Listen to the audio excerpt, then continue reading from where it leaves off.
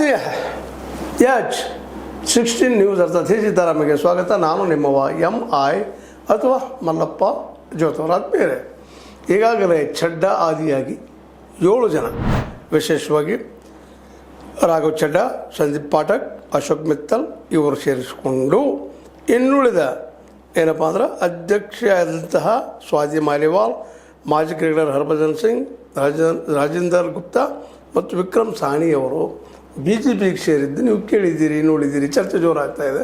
ಇದರ ಬೆನ್ನಿಂದ ಮತ್ತೊಂದು ಸುದ್ದಿ ಬರ್ತಾ ಇದೆ. ಪಂಜಾಬ್ ಸರ್ಕಾರವನ್ನು ಮುಗಿಸಿಬಿಡುವಂಥ, ಕೆಡುವಂಥ ಪ್ರಯತ್ನವನ್ನು ಈ BJP ಮಾಡ್ತಾ ಇದೆ ಸುದ್ದಿ ಇದೆ. ಇದು ಆರೋಪ ಮಾಡ್ತಾ ಇದ್ದಾರೆ.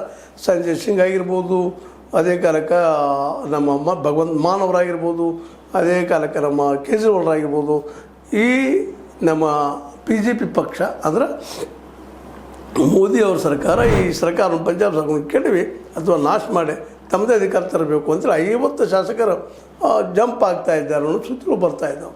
ಆದರೆ ಇದು ಸಾಧ್ಯವಾ ಅನ್ನುವಂಥದ್ದು ಒಂದು ದೊಡ್ಡ ಪ್ರಶ್ನೆ. ಯಾಕಂದ್ರೆ 92 ಜನರು ಮ್ಯಾಕ್ಸಿಮಮ್ ಮೆಜಾರಿಟಿ ತೊಗೊಂಡು ಬಂದಂಥ ಆಮ್ ಆದ್ಮಿ ಪಕ್ಷದಿಂದ 50 ಜನ ಹೋಗ್ತಾರಾ ಅನ್ನುವಂಥದ್ದು, ಬಿಟ್ಟು ಹೋಗ್ತಾರಾ ಅನ್ನುವಂಥದ್ದು, ಅಥವಾ ದುಡ್ಡಿಗೆ ಅಥವಾ ವ್ಯವಹಾರಕ್ಕೆ ಬಲಿ ಆಗ್ತಾರಾ, ಪೇಟೆಗಳ ರೊಕ್ಕದ ಗಂಟೆಗೆ ಬಲಿ ಆಗ್ತಾರ ಅನ್ನುವಂಥ ಮಾತುಗಳು ಇವತ್ತು ಕೇಳಿ ಬರ್ತಾ ಇದ್ದಾವೆ. ಇದಕ್ಕೆ ಅಲ್ಲಿಯ ತಜ್ಞರು, ಅದರಲ್ಲೂ ಕಾಂಗ್ರೆಸ್ಗರಿರ್ಬೋದು, ಇನ್ನುಳಿದವ್ರು ಇರ್ಬೋದು, ಆದರೂ ಆಗ್ಬೋದು. ಯಾಕಂದ್ರೆ ಈ ಆಮ್ ಆದ್ಮಿ ಪಕ್ಷದಲ್ಲಿ ವಿಶೇಷವಾಗಿ ಒಂದು ಕಾಲಕ್ಕೆ ತಪ್ಪು ಮಾಡಿದ್ದೇನಪ್ಪ ಅಂತಂದ್ರೆ, ಆಮ್ ಆದ್ಮಿ ಹುಟ್ಟು ಮುಂದಿದ್ದಂತಹ ಏನು ಸದಸ್ಯರಿದ್ದರು ಅವ್ರನ್ನ ಬಿಟ್ಟುಕೊಟ್ಟು ನಂತರದಲ್ಲೇ ಈ ಕಾರ್ಪೊರೇಟ್ ಮೈ ಇದ್ದಂಥದ್ದು, ಕಾಂಗ್ರೆಸ್ನಲ್ಲಿದ್ದಂಥವ್ರು, BJPಯಲ್ಲಿದ್ದಂಥವ್ರು, ಕೆಲವು ಜನ ನಾವು ಸಜ್ಜನರು ಹಾಗೆ ಹೀಗೆ ಅಂತ ಮುಖಬಳ ಹಾಕ್ಕೊಂಡು ಬಂದಂಥವ್ರಿಗೆಲ್ಲ ಕೇಜ್ರಿವಾಲ್ರು ಅವತ್ತು ದುಡ್ಡು ತೊಗೊಂಡ್ರು ಅಂತ ಅವರ ಅಂದಿನ ಅವ್ರ ಜೊತೆಗಾರ ಆರೋಪ ಮಾಡ್ತಾಯಿದ್ರು.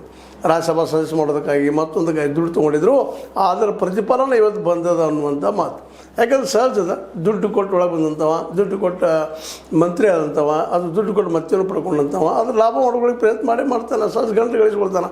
ಹೀಗಾಗಿ ಪಂಜಾಬ್ದಲ್ಲಿಯೂ ಸಹಿತ ಹಿಂದೆ ಆರೋಪ ಬರ್ತಾಯಿದ್ದು ಈ ಒಂದು ಆಮ್ ಆದ್ಮಿ ಪಾರ್ಟಿ ಮೇಲೆ ಇದು ಭ್ರಷ್ಟಾಚಾರದ ಪಕ್ಷ ಅನ್ನೋದು ಆರೋಪಗಳು ಉತ್ಪನ್ನ ಆಗಿದ್ದು.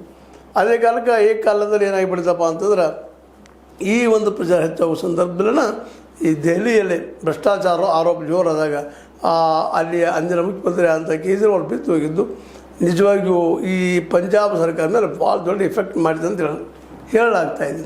ಭಗವಂತ್ ಮಾನ್ ಅವರು ಭಾಳ ರಿಸ್ಟ್ರಿಕ್ಷನ್ ಹಾಕ್ಕೊಂಡು ಪ್ರಾಮಾಣಿಕವಾಗಿ ಎಷ್ಟು ಸಾಧ್ಯವೋ ಅಷ್ಟ ಜನಪರವಾದ ಕೆಲಸಗಳನ್ನು ಮಾಡೋದರಿಂದ ಇತ್ತೀಚಿನ ದಿನದಲ್ಲಿ ಮತ್ತದು ಆಮ್ ಆದ್ಮಿ ಪಾರ್ಟಿ ಸ್ವಲ್ಪ ರಗೇನ್ ಆಗಲಿಕ್ಕತ್ತದ, ಗೆಲ್ಲುವ ರೂಪಕ್ಕೆ ಬರ್ತಾ ಇದೆ ಅನ್ನೋಂಥ ಮಾತು ಕೇಳಿ ಬರ್ತಾ ಇದ್ದಾವೆ. ಅದರಲ್ಲೂ ಮುಖ್ಯವಾಗಿ ಗ್ಯಾರಂಟಿಗಳ ಬಗ್ಗೆ ಅಂತ ಜನರಲ್ಲಿ ಇವ್ರ ಬಗ್ಗೆ ವಿಶ್ವಾಸ ಅಂತ ಇದ್ದೇ ಇದೆ ಆ ಪಂಜಾಬ್ದಲ್ಲೇ. ಹೀಗಾಗಿ ಪಂಜಾಬ್ದಲ್ಲೇ ಅದು ಗೆಲ್ಲುವುದು, ತನ್ನ ಸ್ಥಾನ ಬಿಟ್ಟುಕೊಡೋದು ನಿಶ್ಚಿತ, ಬಿಟ್ಟು ಕೊಡೋದ ಸಮಯ ಬರ್ತದೆ, ಅದು ಬಿಟ್ಟು ಕೊಡಲಿಕ್ಕಿಲ್ಲ ಅಂತೇಳಿ. ಮತ್ತು ಒಂದು ವೇಳೆ 50 ಜನ ಶಾಸಕರು ಆಮ್ ಆದ್ಮಿನ ಬಿಟ್ಟು BJPಗೆ ಹೋಗ್ತಾರೆ ಅನ್ನೋದು ದೊಡ್ಡ ಪ್ರಶ್ನೆ ಅದ. ಇದೇನೋ 10 ಜನರಲ್ಲೇ 7 ಜನ ಹೋದರು, ಇವರು ರಾಜ್ಯಸಭಾ ಸದಸ್ಯರು, ಅದು ಮಾತು ಬೇರೆ. ಇವರಿಗೆ ಒಂದು ತಮ್ಮಲ್ಲೇ ಮಾತುಕತೆ ಒಕ್ಕಲಿನಿಂದ ಹೋಗಿದ್ದರಿಂದಾಗಿ ಆ್ಯಂಟಿ ಡಿಫೆಕ್ಷನ್ ಬಿಲ್ದಾಗಲೂ ಅವ್ರು ಸಿಗಲಿಲ್ಲ. ಇವತ್ತು ಸಪ್ರೇಟಾಗಿ ಮತ್ತು ತಾವು ದೊಡ್ಡವರು ಅನ್ನುವಂಥ ಮಾತುಗಳು ಆಡಿದ್ದು ನಾವು